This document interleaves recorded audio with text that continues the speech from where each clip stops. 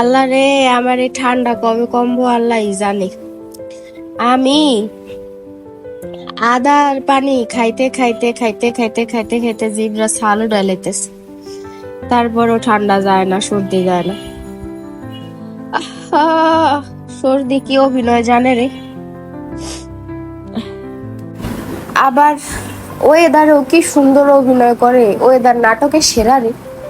একটু আগে দেখলাম কি অন্ধকার, একেবারে বৃষ্টি নাইমা দেয় দেয় অবস্থা, এখন আবার দেখি ঠাডা ভাঙ্গা রোদ। অসুস্থতার কারণে আমি ছুটিতে আছি, আমার এখন কোনো কাজ নাই, বাসা থেকেও বের হই না। যেহেতু এখন আমি অনেক ফ্রি, বাসায় আছি, এজন্য টুকিটাকি একটু কাজ করতেছি।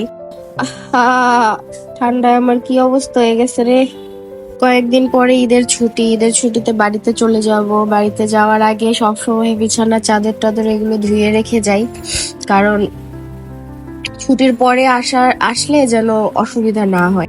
আমার রুমমেটরা অলরেডি চলে গেছে, তারা নাটকে সেরা রে, আমাকে একা ফেলে চলে গেছে। এই হাফ গ্লাস আদার পানি খাইতে মানে কতটা কষ্ট হইতেছে, এত ঝাঁজ। আর আমি আদার ফ্লেভার নিতে পারি না, কিন্তু তারপরও ঠান্ডার কথা কারো কাছে বললেই বলে আদা পানি খাও, তো আদা পানি খাইতেছি, কিন্তু কোনো ফায়দা হইতেছে না। ঠান্ডা কমানোর জন্য অ্যান্টিবায়োটিক ওষুধ ছাড়া আর কি খাওয়া যায়, আমাকে একটু কমেন্ট করে জানায়েন তো। ময় মুরব্বির দোয়ায় অবশেষে আমি আদার পানি টুক শেষ করতে পারছি, আলহামদুলিল্লাহ।